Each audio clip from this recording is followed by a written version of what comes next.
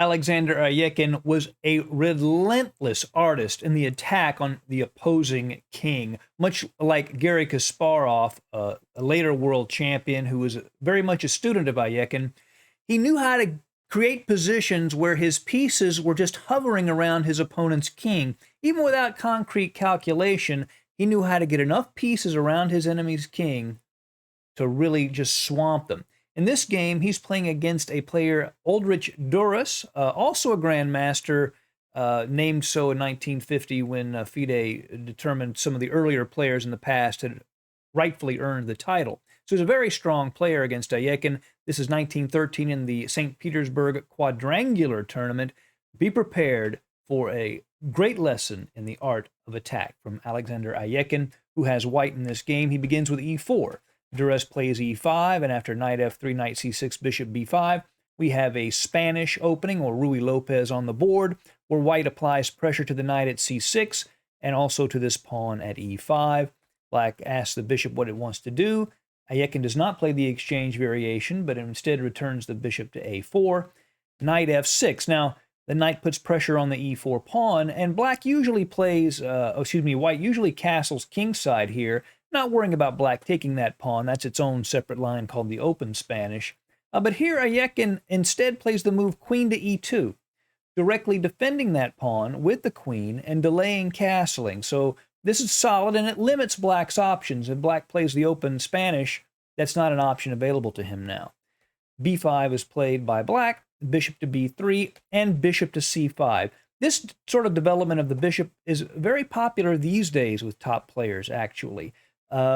It's not as slow as the closed Spanish, and you're getting this bishop on an aggressive square, aiming at white's f2 pawn, and black is saying he wants his share of the attacking fun himself. Now here, Alekhine plays a4, also a natural move in the Spanish, trying to take advantage of this a6, b5 pawn structure that black used to gain space, but it's also a little vulnerable, a little feeble. So white is trying to create a weakness on the b5 square, and there's a pin down this a file. So if white were to take on b5, black could not recapture it. So black plays rook to b8 to step out of that and also to add a defender to the b pawn. Alekhine takes on b5 twice, and now this pawn at b5 is a bit vulnerable. It's not isolated. This pawn at c7 could later defend it, but it's still vulnerable at the moment. d3. d6, so the bishop can be developed to g4, and bishop to e3 from Alekhine. Not afraid of the exchange of bishops. This is a common theme in these e4, e5 openings. So if black takes on e3, white can recapture with the pawn. This pawn plugs up these holes on d4 and f4, and also opens up the f file. So after white castles, the rook can have play on the half-open file. It's still fine for black, but it just gives white a little bit easier play.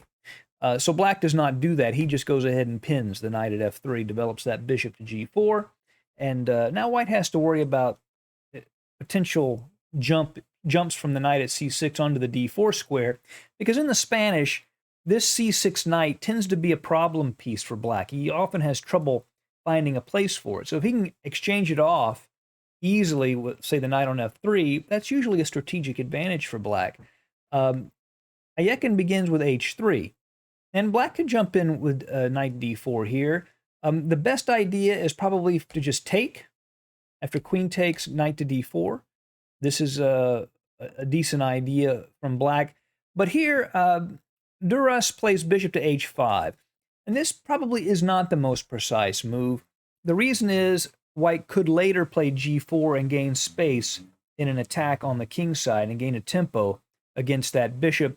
And it doesn't look like black could take advantage of that pawn at g4. It would just be good for white.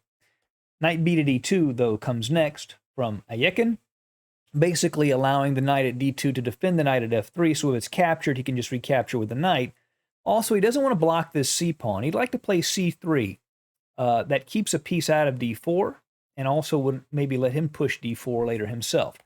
Castles, and now knight to d4 from black, this thematic idea of getting rid of this c6 knight. However, this might not be the best way of handling it. It allows Alekhine to make a favorable exchange. He takes the knight with his bishop. Now, if black takes with the pawn, he just blocks his own bishop at c5. He doesn't want to do that. But if he takes with the bishop, then g4 would come. After bishop g6, knight d4, ed4, f4 is a possible variation, where Alekhine has a huge attack on the king's side, and he's threatening to trap that bishop, and white's just clearly better in that position. So anticipating that, Duras first plays bishop to f3 as an intermediate move to take that knight. Alekhine recaptures with the other knight.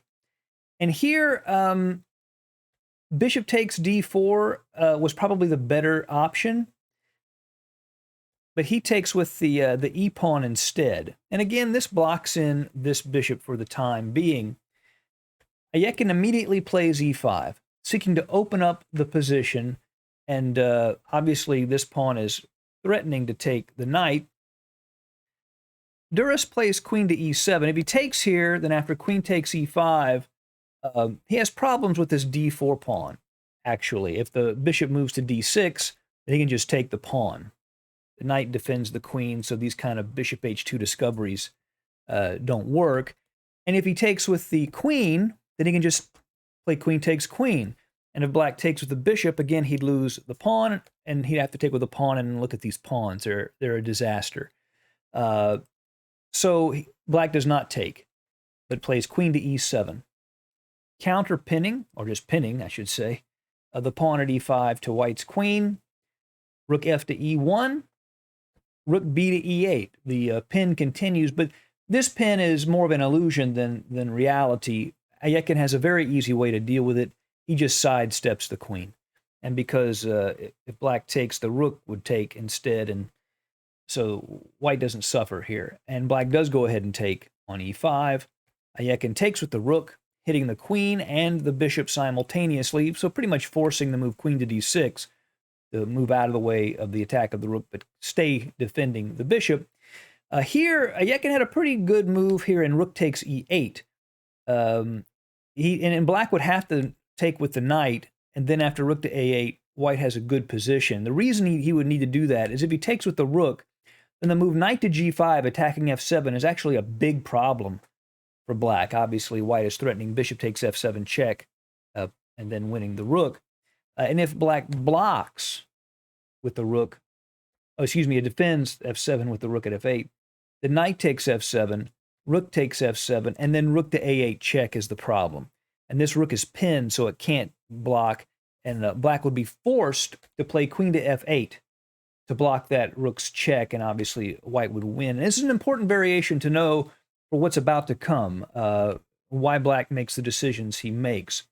But instead of that, instead of taking on e8, first Alekhine plays queen to g5. Remember I talked at the beginning how Alekhine and Kasparov knew how to just get their pieces hovering around their opponent's king, and we see with a move like queen to g5, also threatening to win the bishop at c5, by the way, he is doing exactly that, getting his pieces around his opponent's king. Black takes with the rook, white takes with the knight. He doesn't want to trade queens here, and again, this knight and bishop attack f7, and again, that could be a real problem. Now, the best move for black here appears to be g6, so the king can move to g7 in certain variations. After knight takes f7, rook takes f7, he doesn't have to worry about this check in the back because he can play to g7, and black looks to be fine here. He would give up a rook and a pawn for two minor pieces. But what happens instead is Duras plays the move queen to b6. And the reason is this. In that earlier variation, he was forced to block the back rank with his queen. Well, now there's a back rank check he can block with his bishop. And so he's moving the queen out of the way of the bishop. However, there is a mistake there. Now, Alekhine could play knight takes f7 here and be fine, but he plays a much stronger move, a move that modern computers recommend as their top choice, and that's g4. The idea is very simple. He wants to put as much pressure on f7 as possible. So the idea is to play queen to f5, and then g5 to kick that knight out of the way. And then the queen, knight, and bishop would all be attacking this f7 pawn.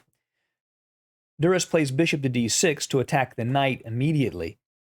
But now Alekhine is able to play knight takes f7. Rook takes f7. Now, here, if he checked on the back rank, then yes, black would be able to block with the bishop and would be okay. But Alekhine's idea is this. Queen to f5. Remember that queen's hovering around the king, so now he's able to use it to attack. He's threatening queen to e6, of course, so the queen and bishop would work together along this long diagonal, and there would be no way for black to defend f7. He's also threatening g5, which would kick the knight and also attack f7. So black plays g6 first, but then queen to e6, and he's in big trouble. This sort of came very quickly. And there's just no way to defend this rook on f7. So black plays king to g7, hoping to run the king away and maybe play on for a bit. Queen takes f7 check, king h6. And here, Alekhine has to be careful. He wouldn't make this mistake. He was too strong a player, of course. But the move you had to watch out for is queen takes knight, which looks obvious. The problem would then be bishop to h2 check. And there would be a discovery against the queen after king takes bishop. Queen takes queen, and black is better here. Even though there's material equality, black is still better. So what Alekhine did instead is played bishop to e6, blocking the queen along that rank. So now the knight is vulnerable, and the knight essentially has nowhere to go. And because of that, Duris resigned in this position. Let's look at a couple possible moves here. He could play bishop to e5 to defend the knight, but then Alekhine could just play rook to e1, attacking the piece, defending the knight. And if queen to d6, you see this sort of house of cards being created here, but Alekhine could just blow the house of cards over with the move h4.